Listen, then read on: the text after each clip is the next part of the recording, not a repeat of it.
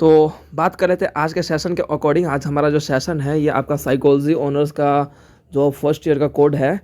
तो हम BPCC 101 के बारे में स्टडी करेंगे कि इस कोड में पूरे चैप्टर में आप क्या क्या पढ़ने वाले हैं विद चैप्टर इंट्रोडक्शन। ठीक है, तो हमारा जो बुक का नाम है साइकोलॉजी ऑफ ए इंडिविजुअल्स डिफरेंशियंस। ठीक है, यानी कि व्यक्तिगत भिन्नताओं का मनोविज्ञान।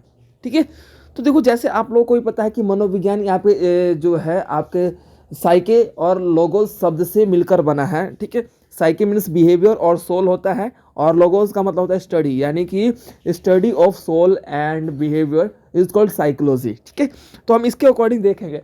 तो देखिए फर्स्ट ऑफ ऑल इस बुक के बारे में थोड़ा सा बता देता हूँ कि इस बुक में जैसे कि आपका व्यक्तिगत भिन्नताओं का मनोविज्ञान है, यानी कि साइकोलॉजी और एज अ डिविजुअल डिफरेंस के रूप में देखे जाएंगे। तो हम हर एक व्यक्ति का ना व्यक्तिगत मतलब विचार, व्यक्तिगत जो थिंकिंग है, जो रिप्रेजेंटेशन है वो डिफरेंट है। ऐसा नहीं है कि जैसे फॉर एग्जांपल आप अपने भाई बहन से बात कर रहे हो वैसे ही आप अपने अलग अलग कलीग्स या फिर फ्रेंड सर्कल से बात कर सकते हो, अपने पड़ोसी से बात कर सकते हो। आपके जो है पॉइंट ऑफ व्यू जो है चेंजेस होते रहते हैं। ठीक है, तो हम बात कर लेते हैं आज के सेशन के अकॉर्डिंग। हमारा फर्स्ट चैप्टर जो है उसके अकॉर्डिंग बात कर लेते हैं कि फर्स्ट चैप्टर में और कंटिन्यूस चैप्टर में आप क्या क्या एनालिसिस करने वाले हैं। तो हम बात कर लेते हैं अपने सेशन के अकॉर्डिंग।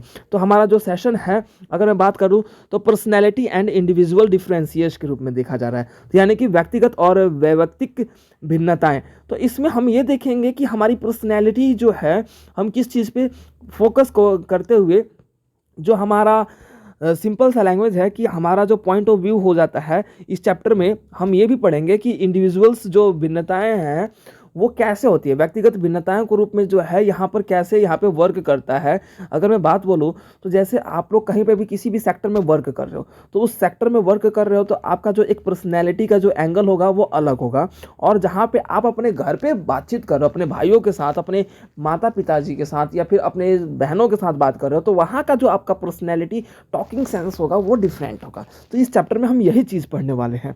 उसके बाद हम फैक्टर्स पढ़ेंगे कि हमारे क्या फैक्टर्स डिटरमाइन करते हैं अपने किसी भी चीज़ को लेके, किसी भी चीज़ के मोटिव को लेके। तो व्यक्तित्व का परिभाषा भी हम पढ़ेंगे, यानी कि डिफाइनिंग ऑफ पर्सनैलिटीज़ के अकॉर्डिंग पढ़ेंगे कि हमारी पर्सनैलिटी क्या है, यानी कि टर्म्स ऑफ कंडीशन के रूप में एक व्यक्ति का जो है साइकोलॉजी के अकॉर्डिंग जो है उसकी पर्सनैलिटी, यानी कि उसका व्यक्तित्व कैसा है। फॉर एग्जांपल वो प्यारे से बात करता है, उसके बात करने का तरीका पोलाइट है, उसके बिहेवियर का टॉकिंग सेंस करने का वो ज़्यादा ब्रीफ वे में हर किसी व्यक्ति से जो है रिस्पेक्टेबल बात करते हैं। तो ये क्या है, व्यक्तित्व है, उसकी पर्सनैलिटी है। पर्सनैलिटी के अकॉर्डिंग वो फॉर्मल ड्रेस यूज़ करता है, वो फॉर्मल टॉकिंग यूज़ करता है। तो ये क्या है, आपका बोल सकते हो पूरा पर्सनैलिटी का एक तरीका है। तो ये पर्सनैलिटी किस पे, हमारे मनोविज्ञान यानी कि हमारे बुद्धि, हमारे व्यवस्थाओं पर टिका होता है, ऐसा नहीं है। उसके बाद एस्पेक्ट ऑफ ए पर्सनैलिटी के बारे में पढ़ेंगे कि यहाँ पर जो व्यक्तित्व की पहलू के बारे में पढ़ेंगे। तो व्यक्तित्व का पहलू जो है किस तरीके से हमारे लाइफ में, हमारे करियर में, हमारे बोल सकते हैं कि एक डेली लाइफ में क्या है देखने को मिलता है। तो देखो यहाँ पर बताया गया कि एक पर्सनैलिटी के रूप में आपका क्या है, फ्रीड्स थ्योरी के यहाँ पे दिया गया है।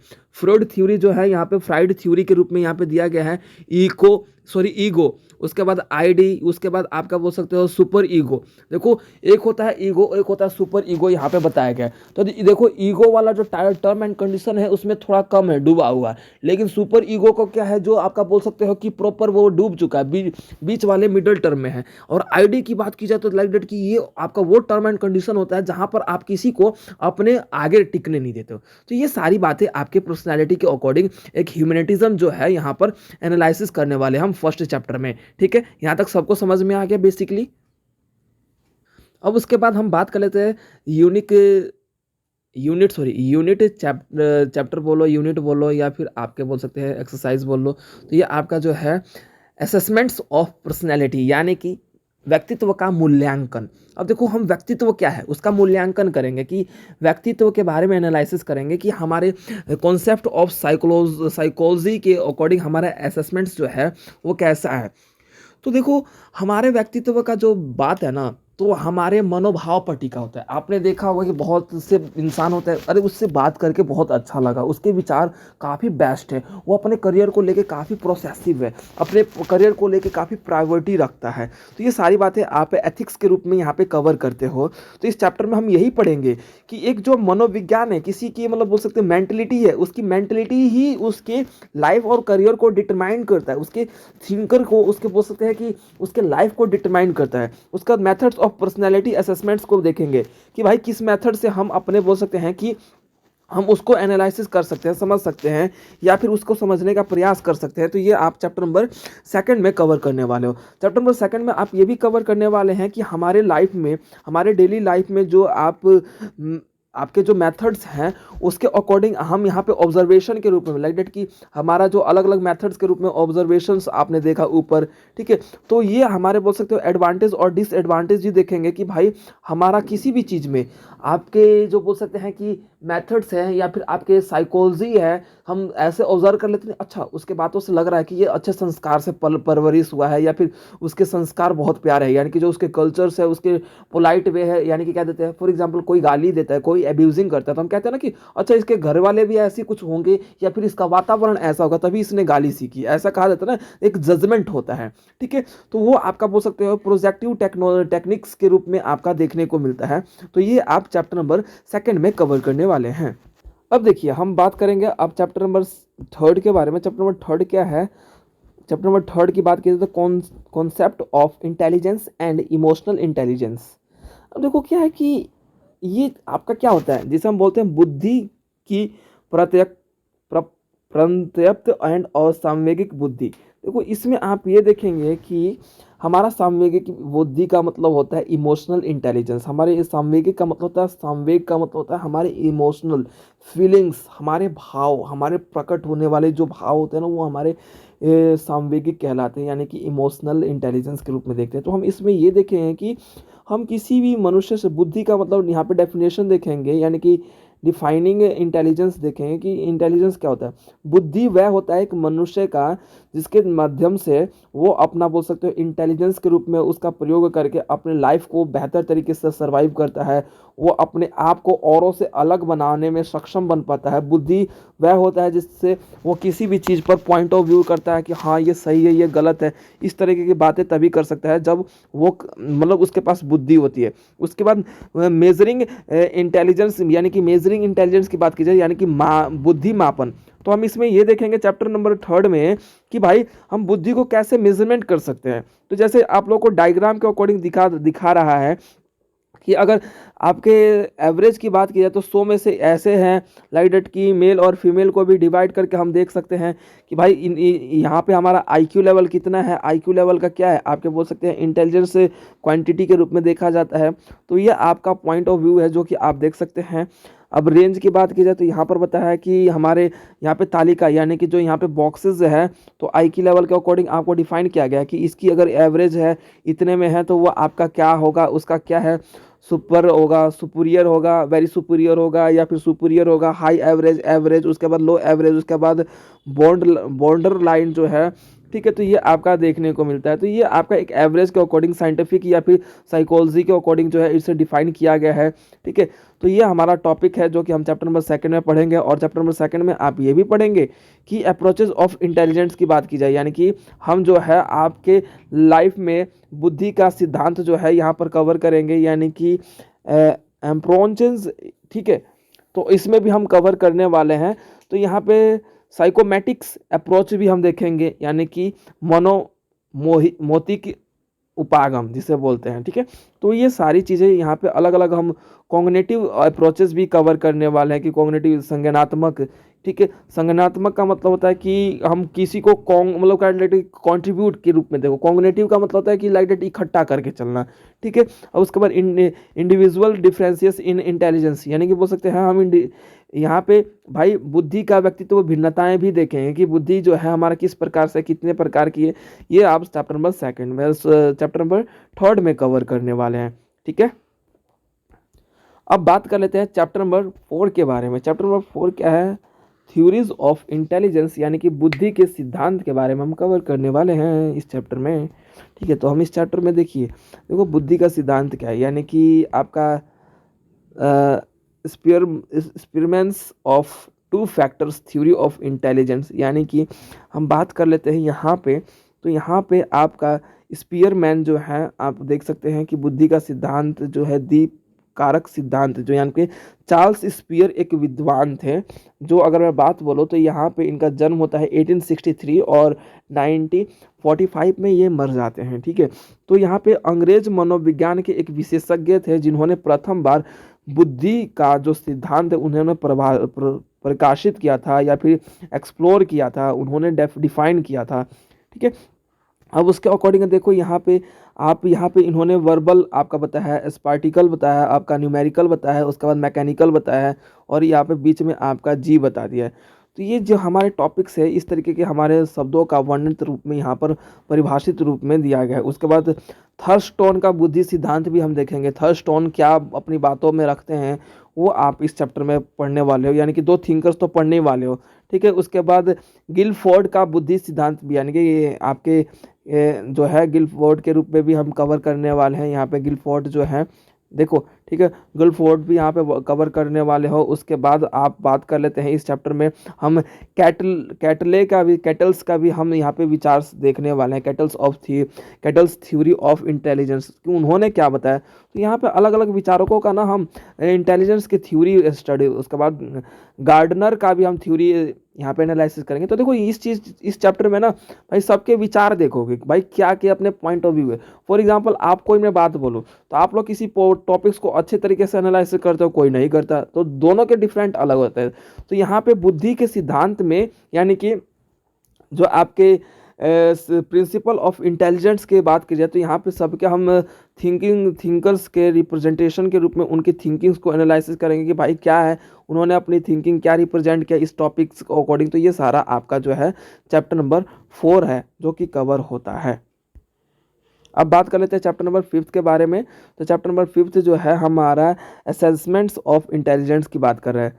असेसमेंट्स यानी कि बुद्धि का मूल्यांकन। ठीक है, तो इसमें हम देखेंगे कि बुद्धि का मूल्यांकन की बात की जा रहा है। तो देखो हमने क्या किया ना, अब अपने इंटेलिजेंस को फिक्स कर लिया कि हमारा जो फोकस, हमारा जो ब्रेन है ना, जो हमारे नर्व्स है वो किस चीज़ पे वर्क कर रहा है, किस चीज़ के अकॉर्डिंग जो है, किस टॉपिक पे हमारा ब्रेन ज़्यादा वर्क करता है। आपने देखा होगा कि बहुत से लोग होते हैं वो किसी भी चीज़ को ना काफ़ी ऑब्जर्व कर लेते हैं, काफ़ी टाइम से, मतलब सेकंड में वो किसी चीज़ को याद भी कर लेते हैं। आप लोग कहते हो कि अच्छा इसका लर्निंग पावर स्ट्रांग है, उसका IQ लेवल ज़्यादा है, तो मतलब उसका इंटेलिजेंस का एक अलग विज़न है, उसका एक अलग सिस्टमेटिकली उसका IQ लेवल है।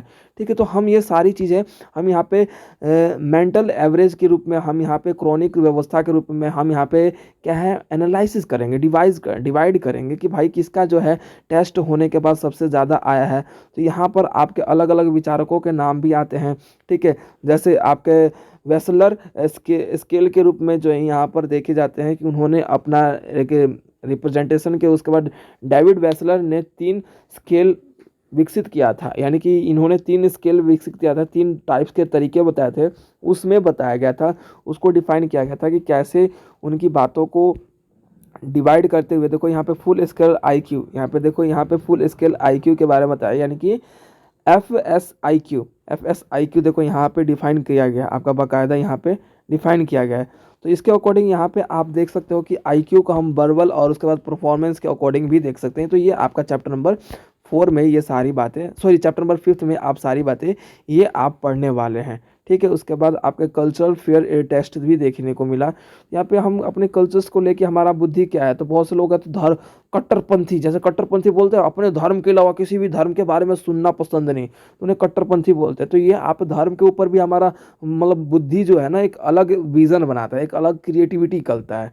ठीक है, तो ये आपके कल्चर फेयर परीक्षा के रूप में भी हम देख सकते हैं। तो ये आपका चैप्टर नंबर 5 है जो कि अब यहाँ कवर होता है। अब उसके बाद हम बात कर लेते हैं चैप्टर नंबर 6 के बारे में, यानी कि एप्टीट्यूड्स कॉन्सेप्ट एंड मेजरमेंट के बारे में हम कवर करने वाले हैं। ये चैप्टर नंबर 6 है।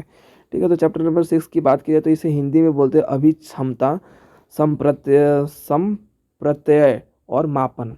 ठीक है, ये आपका चैप्टर है। तो इसमें हम बोलेंगे एप्टीट्यूड्स का बात बोलेंगे। तो देखो यहाँ पे हम बात कर लेते हैं हमारे नेचर में एक एटीट्यूड होता है। एक एटीट्यूड, देखो एटीट्यूड हम जो वर्ड यूज़ करते हैं ना वो गलत नहीं है। एटीट्यूड का मतलब होता है कि हमारा बोल सकते हो क्षमता, ठीक है, यानी कि हमारा क्या मतलब एक बोल सकते हैं डिटरमाइन बात करिए तो हमारा क्या उसका एक मेजरमेंट है, ठीक है। तो यहाँ पे एटीट्यूड शब्द जो है एटॉप्स से लिया गया है जिसका अर्थ होता है उपयुक्त। बहुत बार जो है हमारा क्षमता क्या है, हमारा कैपेसिटी क्या है, ठीक है, तो इस पे डिफाइन करता है। एटीट्यूड वैसे हमने बदनाम कर रखा है एटीट्यूड शब्द को, लेकिन एटीट्यूड का मतलब ये नहीं होता कि हमारा घमंड है। घमंड का आपका ईगो होता है। एटीट्यूड का मतलब होता है अभिक्षमता, यानी कि हमारे अंदर कितना क्षमता है किसी चीज़ को लेके, तो वो हमारा एटीट्यूड के रूप में देखा जाता है। तो इस चैप्टर में आप एटीट्यूड का पूरा वर्ड डिफाइन देखोगे, मेजरमेंट ऑफ एटीट्यूड पढ़ोगे कि भाई कैसे हम इसको माप कर सकते हैं, किसी को ऐसे मेज़र कर सकते हैं, ठीक है। एग्जाम्पल के रूप में हम एटीट्यूड्स का टेस्ट देखे हैं कि हम कई बार देखते हैं कि किसी भी चीज़ को लेके चलते हैं तो हमारा एक अलग ही नज़रिया होता है, तो हम कहते हैं ना अरे यार इसका एटीट्यूड अलग है, ठीक है। तो हमारा सब सारे पॉइंट्स में ना अपने अपने जो हमारा विज़न होता है उसका एक अलग ही रिप्रेजेंटेशन होता है, जिसके कारण हम ये कह सकते हैं कि वो हमारा एटीट्यूड है ना हमारे लिए मेजरमेंट करता है। तो हम डायरेक्ट कोई सामने वाला हमें बोल देता है कि हाँ इसमें तो एटीट्यूड कूट कूट के भरा पड़ा है। तो ये सारी बातें हम चैप्टर नंबर 6 में कवर करने वाले हैं। तो ये हमारा चैप्टर नंबर 6 भी जो है अब कवर होता है, ठीक है। तो अब हम देखेंगे कि भाई ये आपका जो है चैप्टर नंबर 7 है differences between Indian and western psychology, यानी कि भारतीय और पाश्चात्य मनोविज्ञान में अंतर है। देखो भारतीय और पाश्चात्य मनोविज्ञान में ज़्यादा अंतर नहीं है। अब देखो बहुत से लोग यहाँ पे हमारे अर्थ की प्रकृति की बात की जाए तो हमारा क्या है मीनिंग ऑफ नेचर की बात की जाए तो देखो इनका नेचर क्या है, हमारा भारतीय लोगों का नेचर क्या है। फर्स्ट ऑफ ऑल क्या है, भारतीय लोगों का नेचर क्या है कि अपने साथ साथ अपने परिवार के बारे में सोचना, अपने एक दूसरे के बारे में एक भावना रखना, एक फीलिंग्स रखना, एक बोल सकते हो कि एक प्रेम जैसा धारणा रखना। लेकिन विदेशों में ऐसा नहीं होता। अगर पाश्चात्य की बात की यानी कि वेस्टर्न कल्चर की बात की जाए, वेस्टर्न स्टेट की बात की जाए तो वो आपके बोल सकते हो वो उनका क्या है भाई अपना काम किया बात खत्म, कोई मतलब नहीं। लेकिन यहाँ पे हम लाइक डेट की एक रिलेशन बना के चलते हैं। सबसे बड़ी बात क्या है कि हम रिलेशन बना के चलते हैं, चाहे एक फ्रेंड के एंगल में हो, चाहे एक बेस्ट फ्रेंड के एंगल में हो, चाहे एक ब्रदर सिस्टर या फिर किसी रिलेटेड के हम बड़े बुजुर्ग के एंगल में भी हो। तो ये क्या है हमारा भारत का एक कल्चर है यानी कि साइकोलॉजी है। ऐतिहासिक स्रोतों के बारे में देखा जाए तो हमारे ये इतिहास कहते हैं कि हमारा भारत एक ऐसा देश है जहाँ पे पूर्ण रूप से सभी को हम अपना लेते हैं, यानी कि हिस्टोरिकल सोर्सेज के रूप में देखा जाए जहाँ पे हमारा किसी प्रकार का छल कपट नहीं होता। लेकिन वेस्टर्न कल्चर की बात की जाए तो देखो भाई वेस्टर्न कल्चर क्या है भाई अपना मतलब से काम निकालते हैं। लेकिन हमारे भारत के लोगों के मनोविज्ञान यानी कि जो हमारा साइकोलॉजी है वो क्या है, लेकिन हमारा एक साइकोलॉजी बहुत बेकार है। समझ में आ रहा है क्या है भाई, वेस्टर्न कल्चर को बहुत ज़्यादा बोल सकते हो अपने देश में अपना लिया है, ठीक है, जिसके कारण हमारे कल्चर्स का ना फॉर एग्जांपल हम अपने देश के चीज़ों को ना अब बेहतर तरीके से उपयोग नहीं कर पा रहे हैं। तो इम्पोर्टेंस ऑफ योगा, ठीक है, जैसे हमारे देश ने योगा लागू बनाया या फिर शुरुआत किया तो किस तरीके से पूरा देश ने जो है योग दिवस या फिर बोल सकते हो हमारे ध्यान केंद्रित व्यवस्था पर बड़े पैमाने पर लगाया। तो ये क्या है हमारे भारत की ये सब देन है। तो इस स्थिति में हम ये कह सकते हैं कि हमारा जो सिचुएशन है हमारे भारत का, तो उनके प्रति हमारे लोगों के प्रति जो हमारे एनवायरमेंट्स हैं या बोल सकते हैं कि हमारा साइकोलॉजी है वेस्टर्न कल्चर से थोड़ा डिफरेंट है। हम एक दूसरे के साथ आगे बढ़ना जानते हैं, एक दूसरे को साथ लेके चलना चाहते हैं, ठीक है। तो ये हमारा पॉइंट है। तो ये आप सारे ये सारे पॉइंट्स आप चैप्टर नंबर 7 में कवर करेंगे। अब उसके बाद हम चैप्टर नंबर 8 में कवर करेंगे concept of self in India thoughts, यानी कि यहाँ पे भारतीय चिंतन में आत्म की प्रत्ययम संप्रत्यय, ठीक है। अब इसमें देखो कि ये आपका देखने को मिलता है कि जो हमारा भारत है ना वहाँ पे सेल्फ इंडिपेंडी जो है आपका देखने को मिलता है। सेल्फ इंडिपेंडेंस जो है अब धीरे धीरे क्या आगे बढ़ रहा है। पहले क्या था हमारा देश क्या होता था माता पिता के पैसों पर खाना ये सब होता था। लेकिन आज क्या है हमारे देश में भी बहुत से बच्चे ऐसे हैं जो बहुत कम उम्र में अपने कामयाबी की बुलंदियों को आवाज़ को चरण स्पष्ट कर चुके हैं, ठीक है। अब उसके बाद आत्म संप्रत्यय व्यवस्था के रूप में यहाँ पर देखने को मिला स्पिरिचुअल व्यवस्था। यहाँ पे आत्मा के रूप में बहुत से लोग होते हैं जो काफ़ी पवित्र होते हैं, और दूसरों के रूप में जो है यहाँ पे अपने पर्टिकुलर यहाँ पे लाइक डेट की पुरुषा जीवा इस तरीके से पुरुष, जीव इत्यादि जो है हम यहाँ पे टॉपिक्स को रूप में कवर करेंगे कि भाई पुरुष को लेके हमारा क्या थॉट्स रहता है, जीव को लेके हमारा क्या थॉट्स रहता है, ठीक है। उसके बाद आत्मा एंड जीव क्या डिवीजन वर्क करता है, ठीक है। तो यानी कि जैसा बोलते हैं ना, आत्मा और परमात्मा का मिलन हो जाता है, यानी कि शव हो जाता है इंसान। शव का मतलब होता है शरीर नश्वर हो जाता है, नश्वर है, नश्वर का मतलब होता है कि आत्मा नश्वर बोला जाता है। नश्वर का मतलब यानी कि कभी खत्म नहीं हो सकता, ठीक है। लेकिन शरीर जो है वो खत्म हो जाता है, नश्वर। स्वर यानी क्या बोल सकते हो कि कभी मर नहीं सकता, आत्मा अमर है, ठीक है। तो ये सारी बातें हमारे लोगों के विजन के अकॉर्डिंग, हमारे भारतीय लोगों के अकॉर्डिंग जो है ये बातें बहुत तरीके से साइकोलॉजी के रूप में अपनाई, अपने अपने जहन में अपना रखा है। तो ये सारी बातें आप चैप्टर नंबर 8 में कवर करने वाले हैं, ठीक है। ठीक है, तो अब हम बात कर लेते हैं चैप्टर नंबर 9 के बारे में। तो चैप्टर नंबर 9 है हमारा मोटिवेशन। मोटिवेशन जिसे हम अभिप्रेरणा के रूप में देखते हैं। तो देखो, अभिप्रेरणा लाइक डेट की हमारा अभिप्रेरणा दो प्रकार के होते हैं, एक इंटरनल और दूसरा आउटरनल, यानी कि एक्सटर्नल और इंटरनल होता है, ठीक है।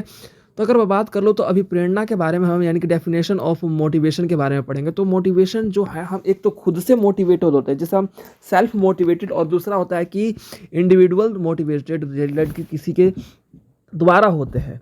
तो यहाँ पे नोलेन के द्वारा, यानी कि नोलेन हॉक्सेमा के द्वारा जो है ये बात बताई जाती है कि मॉर्गन हट अल के द्वारा भी ये बात बताई जाती है कि मोटिवेशन जो होते हैं, टाइप्स ऑफ मोटिवेशन, तो हमारे प्राइमरी एंड सेकेंडरी मोटिवेशन, उसके बाद एक्सट्रेनिक्स मोटिवेशन, यानी कि टाइप्स ऑफ मोटिवेशन के बारे में पढ़ेंगे।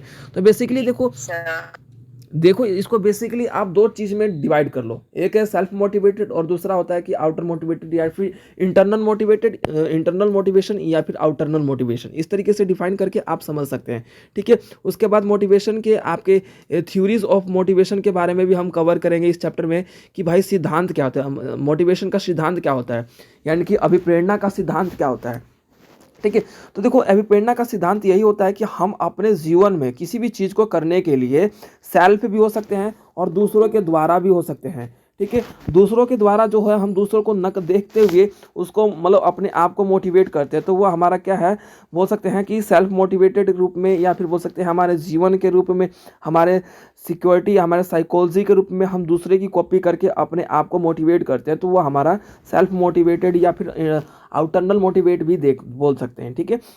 तो बहुत बार क्या होता है कि हम इस चैप्टर में ये भी देखेंगे कि बहुत बार क्या होता है कि हम अपने आसपास के एनवायरनमेंट को देख के मोटिवेट होते हैं, यानी कि हाईली मोटिवेट बात की जाए ना, तो हाईली मोटिवेशन जो है हमारे अंदर से होना होता है। हम किसी को देख के ले लेते हैं, लेकिन जब तक हम अपने आप में उस चीज़ को बोल सकते हैं इनहेल ना करें उस चीज़ को, तो हम क्या मोटिवेटेड होने का कोई फ़ायदा है नहीं। तो हम क्या है, तो हाईली जो मोटिवेशन जो होता है ना, हमारे खुद के आत्म रूप में, आत्म यानी कि सेल्फ मोटिवेशन के रूप में होता है, ठीक है। तो ये आप चैप्टर नंबर 9 में कवर करने वाले हैं, ठीक है। अब बात कर लेते हैं हम चैप्टर नंबर 10 के बारे में। तो चैप्टर नंबर 10 है हमारा क्रिएटिविटी। क्रिएटिविटी यानी कि बोल सकते हैं कि रचनात्मक व्यवस्था, सृजनात्मक व्यवस्था। तो देखो, सृजनात्मक का मतलब होता है सृजन करना, किसी चीज़ को क्रिएट करना। देखो, क्रिएटिविटी वर्ड जो है, created by also creative words, ठीक है। ये आपका वर्ड जो है क्रिएट वर्ड से मिलकर बना है, ठीक है। अब नेचर ऑफ आपके एस्पेक्ट्स जो हैं आपके क्रिएट करते हैं कि आप किसी भी चीज़ को, किसी पहलू को कैसे सोचते हो, कैसे उसका मतलब अपने माइंड में विज़न तैयार करते हो, उसका कैसे कॉन्सेप्ट समझते हो। आपने देखा होगा कि आप अपने फ़ोन में क्या करते हो, 9 बिंदुओं का पासवर्ड पैटर्न लगाते हो, पैटर्न बोलते हैं ना। देखो, आपने एग्जाम्पल के थ्रू यहाँ पे बताया गया है, तो उन बिंदुओं का पासवर्ड क्या है, आप एग्जाम्पल के थ्रू क्रिएट करते हो ताकि हमारा ना फ़ोन सेफ रहे, कोई खोल ना सके। इस तरीके का जो है आप अपने पासवर्ड फ़ोन में लगाते हो, जो कि आपको डायग्राम में यहाँ पर दिया गया है। तो ये भी तो एक क्रिएटिविटी ही है बेसिकली, अगर मैं बताऊं तो। अब ये क्रिएटिविटी आप क्यों करते हो? क्रिएटिविटी इसलिए करते हो ताकि आपका ये जो है फ़ोन सिक्योर रहे, सेफ रहे, या फिर कोई आपका दूसरा अननोन पर्सन जो है यूज़ ना कर सके। क्रिएटिविटी की बात की जाए जैसे कि NaCl, Na+Cl, ठीक है। तो NaCl आपका देखा जाता है, NaCl2 यानी कि सोडियम क्लोराइड की बात की जा रही है, तो ठीक है। तो यानी कि मैग्नीशियम क्लोराइड की बात की जाए तो Mg+Cl2, ठीक है, यानी कि MgCl2 आपका ये क्या है, मैग्नीशियम क्लोराइड हो गया। तो ये आपका जो है उसको भी तो एक क्रिएटिविटी जो देखने को मिलता है। तो ये आपका चैप्टर नंबर 10 था, और इस चैप्टर नंबर 10 के साथ साथ जो है ये हमारा जो कोर्स जो है यहाँ तक कंप्लीट होता है। और इसके आगे जो चैप्टर्स हैं वो जिसमें आपके प्रैक्टिकल्स दिए गए हैं तो उस चैप्टर को हम नहीं कवर करेंगे, ठीक है। तो आप लोग उस चैप्टर को बस देख लीजिएगा एज अ प्रैक्टिकल, ठीक है। तो बाकी हमारा जो है थ्योरी बेसिस जो है ये चैप्टर, ये बुक जो है कंप्लीट हो गया विद चैप्टर एक्सरसाइज की कौन से चैप्टर में आप कौन कौन से टॉपिक कवर करने वाले हैं। तो ये आपका सेशन अब कंप्लीट होता है।